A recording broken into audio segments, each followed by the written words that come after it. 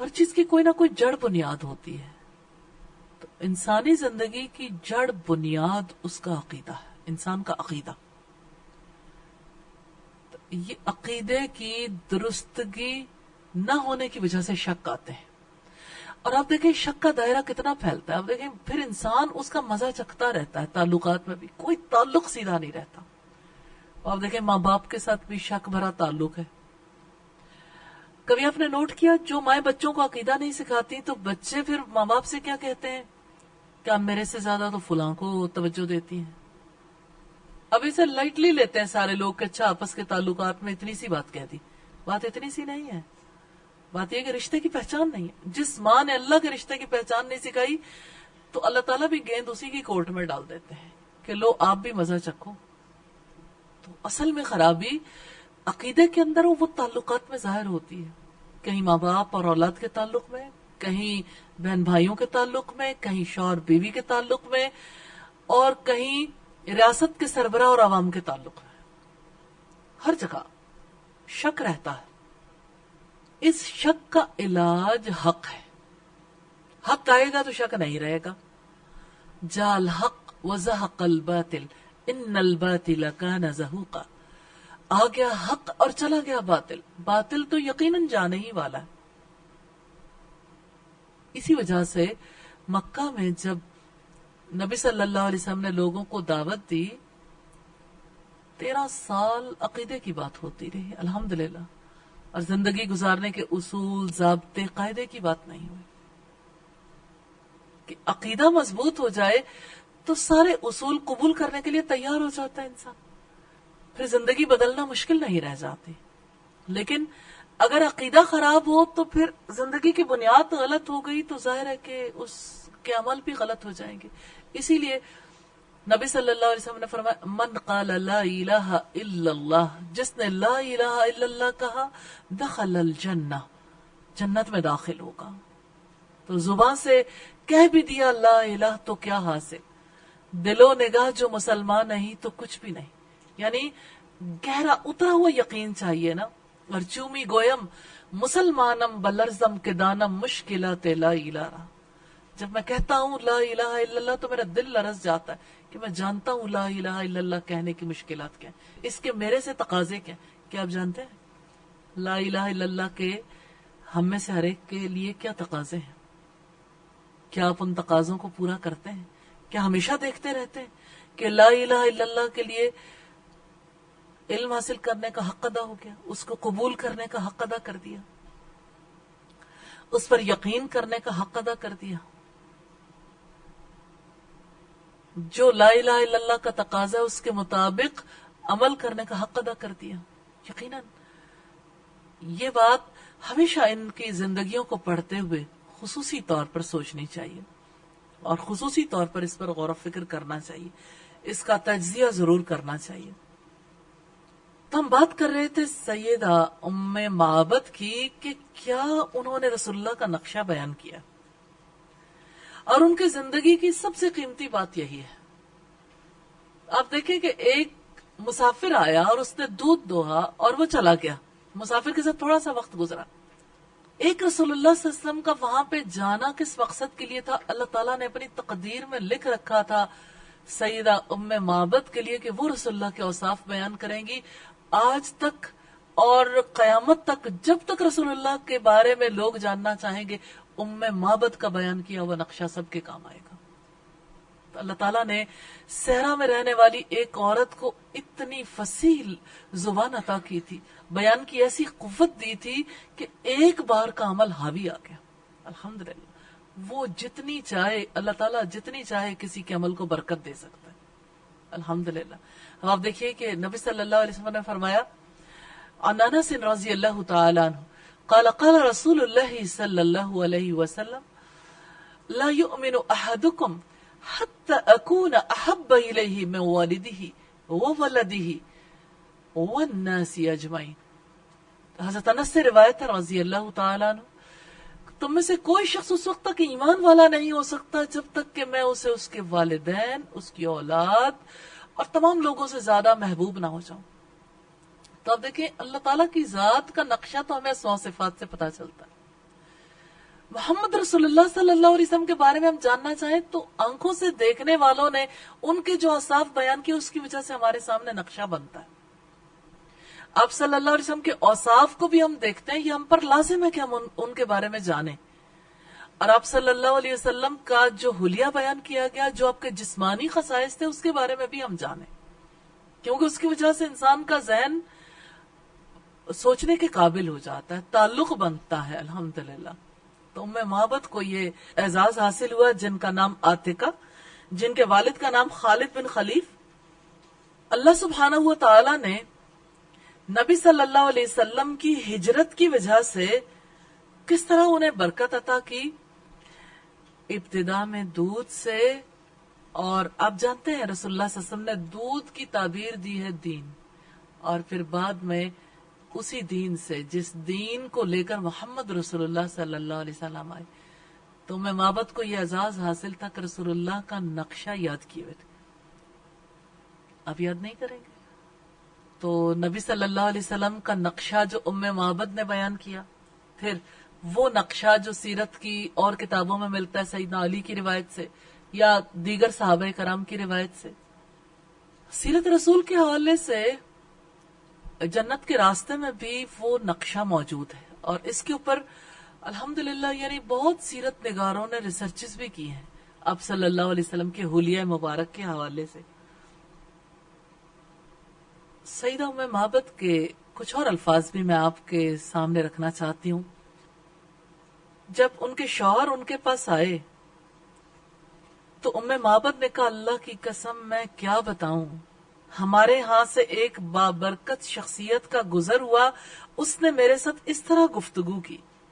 اس نے جب ساری باتیں اپنے شوہر کو بتائیں, تب شوہر نے پوچھا وہ شخصیت کیسی تھی, ان کا حلیہ کیسا تھا. پھر ام معبد مدینہ کی طرف ہجرت کر گئیں, انہوں نے اسلام قبول کیا, رسول اللہ صلی اللہ علیہ وسلم کے دستے مبارک پر بیعت کرنے کی سعادت حاصل کی. مکہ معظمہ میں ایک اونچی آواز سنائی دی. اہل مکہ نے اس آواز کو سنا, لیکن کسی کو پتہ نہیں چل رہا تھا یہ آواز کہاں سے آ رہی ہے, کس کی آواز ہے. کہنے والا یہ کہہ رہا تھا, جزا اللہ رب الناس خیر جزائیہ رفیقین حلا خیمت ام معبد. اللہ تعالیٰ ان دو رفیقوں کو بہترین جزا دے جو ام معبد کے خیمے میں اترے. وہ دونوں خیر کے ساتھ آئے اور خیر کے ساتھ روانہ ہوئے, اور جو محمد صلی اللہ علیہ وسلم کا رفیق ہوا وہ کامیاب ہوا. اے قدسی, اللہ نے اس کے ساتھ کتنے بے نظیر کارنامے اور سرداریاں تم سے سمیٹ لی. بنو کعب کو ان کی خاتون کی قیامگاہ اور مومنوں کی نگہداشت کا پڑاؤ مبارک. تم اپنی عورت سے اس کی بکری اور برتن کے متعلق پوچھو, تم اگر خود بکری سے پوچھو گے تو وہ بھی گواہی دے گی. اب صلی اللہ علیہ وسلم نے سوکھی بکری کو پکارا تو اس نے دودھ دیا. بکری کے تھنوں پر واضح جھاگ تھی. اب صلی اللہ علیہ وسلم نے پھر اس کو چھوڑا تو وہ ان کے پاس ہمیشہ دودھ دیتی رہی. یہ وہ اشعار ہیں جن کا ترجمہ میں نے آپ کے سامنے رکھا, جو مکہ معظمہ میں کسی نے خوب لے میں پڑھے اور سب لوگوں نے سنے, لیکن پتہ نہیں چلا کہا کس نے. سیدنا حسان بن ثابت نے مکہ معظمہ میں کہے گئے اشعار کے بارے میں سنا تو جواب میں یہ اشعار کہے, لقد خاب قوم زال عنہم نبیہم, یقیناً ناکام ہو گئی وہ قوم جن سے ان کا نبی الگ ہو گیا. برکت دیا گیا وہ آدمی جو صبح سویرے اس کی طرف چلا. اس نے ایسی قوم سے کوچ کیا جن کی عقلیں گمراہ ہو گئیں, اور وہ ایسی قوم پر اترا جو بزرگی سے منور تھی. ان کے رب نے گمراہی کے بعد ہدایت دی. جو حق کی پیروی کرتا ہے اللہ تعالیٰ اس کو ہدایت دیتا ہے. تو سیدہ ام معبد نے نبی صلی اللہ علیہ وسلم کا حلیہ بیان کیا, اور تاریخ میں ان کا نام ہمیشہ کے لیے رسول اللہ صلی اللہ علیہ وسلم کے سیرت نگاروں میں شامل ہو گیا, اور وہ نام سب سے زیادہ آپ کا حلیہ بیان کرنے کے لیے معتبر سمجھا جاتا ہے, سیدنا علی کے بقول. پھر جب قریش کو پتا چلا کہ محمد صلی اللہ علیہ وسلم اور آپ کے ساتھی ابو بکر صدیق ام معبد کے خیمے میں مہمان بن کر ٹھہرے ہیں تو قریش نے اپنے چند افراد ان کی تلاش میں بھیجے. جب وہ ام معبد کے خیمے میں پہنچے تو ام معبد ان کی آمد سے گھبرا گئیں، کیونکہ انہوں نے بچشم خود مشاہدہ کر لیا تھا کہ شر ان کی آنکھوں سے ٹپک رہا. ان میں سے ایک نے دھمکی کا انداز اختیار کرتے ہوئے کہا، اے ام معبد، محمد کہاں ہے صلی اللہ علیہ وسلم. ام معبد نے ان سے خطرہ محسوس کرتے ہوئے جواب دیا، تم مجھ سے ایک ایسے معاملے کے بارے میں پوچھ رہے جس کے بارے میں جانتی ہی نہیں. انہوں نے بپھرتے ہوئے کہا، تم جانتی ہو کہ وہ کدھر گئے ہیں؟ انہوں نے کہا، مجھے نہیں معلوم، تم کیا کہہ رہے ہو. جب انہوں نے زور دے کر پوچھا اور ان کے چہرے پر غصے کے آثار نمایاں دکھائی دے رہے تھے تو ام معبد نے کہا، میری بات ذرا کان کھول کر سن لو. اگر تمہیں اپنی جان عزیز ہے ابھی اسی وقت واپس چلے جاؤ، ورنہ میں چیخ چیخ کر اپنی قوم کو بلا لوں گی اور میری قوم تمہاری تکہ بوٹی کر دے گی. جب انہوں نے دیکھا کہ ام معبد انتہائی غصے میں، انہوں نے واپس جانے میں بہتری جانی، کیونکہ انہیں اس بات کا اچھی طرح علم تھا کہ ام معبد کو اپنی قوم میں احترام اور اکرام کی نگاہ سے دیکھا جاتا ہے. اگر وہ آواز دے گی تو لوگ چلے آئیں گے. انہوں نے واپس جانے کو ہی غنیمت سمجھا، کیونکہ وہ کسی سے لڑائی کے لیے تیار نہیں تھے. پھر وہ جب واپس آئے تو انہوں نے سرداران قریش کو صورتحال سے آگاہ کیا. تو ام معبد نے وہ دودھ پیا تھا جس رسول اللہ نے اپنے دستے مبارک سے دوہا تھا. یہ ان کی خوش نصیبی تھی کہ ان کے جسم میں صرف دودھ ہی نہیں جا رہا تھا، اس کے ساتھ ساتھ ایمان بھی اس کے دل میں سرایت کر رہا تھا. جس طرح دودھ ان کے جسم میں توانائی کا باعث بن رہا تھا، اسی طرح نور ایمان بھی ان کی روحانیت کو سیراب کرنے کا باعث بن رہا تھا. دونوں میاں بیوی مسلمان ہو گئے. خیمہ والوں کو معزز مہمانوں کی طرف سے بڑی خیر و برکت ملی، نور ایمان اور نور ہدایت ملا، اور بھلائی کے ان خزانوں سے ان کے خزاں رسیدہ گلشن میں بہار آ گئی اور ان کا چمن مسکرانے لگا. اللہ تعالیٰ ام معبد اور ابو معبد کو اپنی رحمت سے نوازے، اللہ تعالیٰ ان سے راضی ہو جائیں اور وہ اللہ تعالیٰ سے راضی ہو جائیں. ام معبد کے بارے میں آج ہم نے دیکھا الحمدللہ. تو آپ نے آج کی شخصیت سے اپنے لیے کچھ لیا ہو، کوئی بات جو آپ کو اچھی محسوس ہوئی؟ جب ہم کسی کے بارے میں پڑھتے ہیں یا سنتے ہیں تو ہمارا مائنڈ اپنے لیے بھی چل رہا ہوتا ہے ساتھ ساتھ.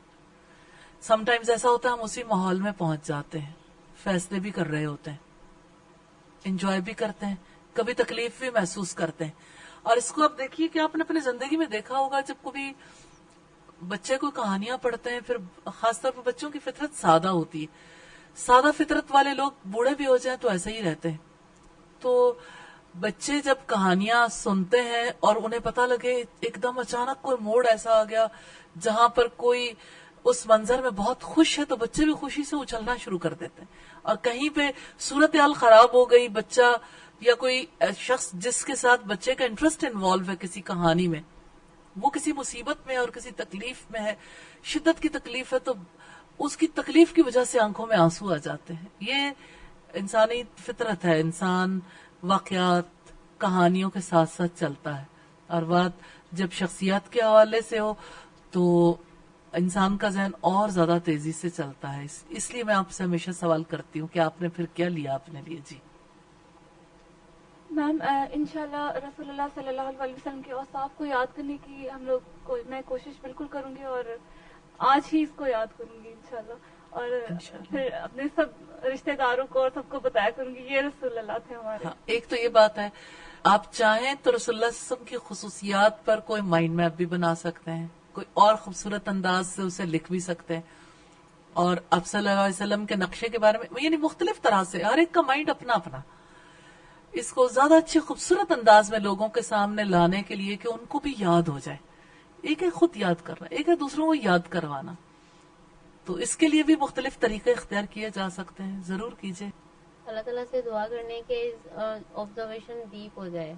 میم، اس سے ہمیں یہ بھی پتہ چلتا ہے کہ ام معبد کس قدر صاف وہ تھیں، یعنی جس طرح سے انہوں نے ایکسپریس کیا اپنے ہسبینڈ کے آگے، تو یہ چیز بہت. جی، اس کی بیک پہ اگر جا کے دیکھیں تو عربوں کی وہ محنت ہے، ہر بچے کو اچھی طرح سے زبان سکھانے کے لیے جو محنت کیا کرتے تھے، اور اس کے لیے وہ ماحول بھی بدل دیتے تھے.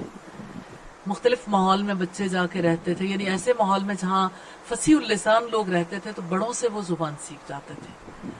تو اس وجہ سے اس بارے میں بھی ضرور سوچئے کہ اپنی زبان کو، یعنی زبان قرآن کو، زبان رسول کو کس طرح سے سیکھنا اور کس طرح سے اس زبان میں اچھا اظہار کرنے کے قابل ہونا ہے، اور پھر اپنی زبان میں بھی زیادہ اچھا اظہار کرنے کے لیے کس طرح زبان کو اچھے طریقے سے سیکھنے کی ضرورت ہے.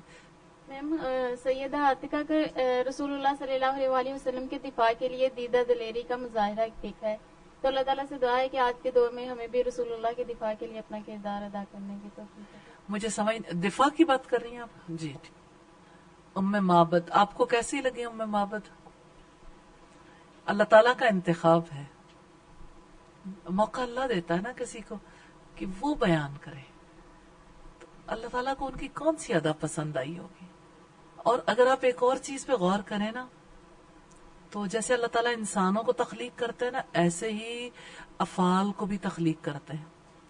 جیسے آپ عام طور پر دیکھیں کہ پلے رائٹرز، ہم اس کو ایگزیکٹلی تو نہیں دیکھ سکتے لیکن مثال سے کسی حد تک سمجھ سکتے ہیں. پلے رائٹر جب پلے لکھتے ہیں یا کوئی کہانی لکھی جاتی ہے تو اس میں کردار کو بھی تخلیق کرتے ہیں. جیسے آج کی دنیا کا ایک بڑا معروف کردار رہا ہے، آپ جانتے ہیں اسے، ہیری پوٹر. اب یہ ایک تخلیق ہے، اصلاً اس کا کوئی وجود نہیں ہے، لیکن ہیری پوٹر کی وجہ سے آپ دیکھیں پوری نسل ایسی ہے، ہر کوئی ہیری پوٹر بننا چاہتا ہے.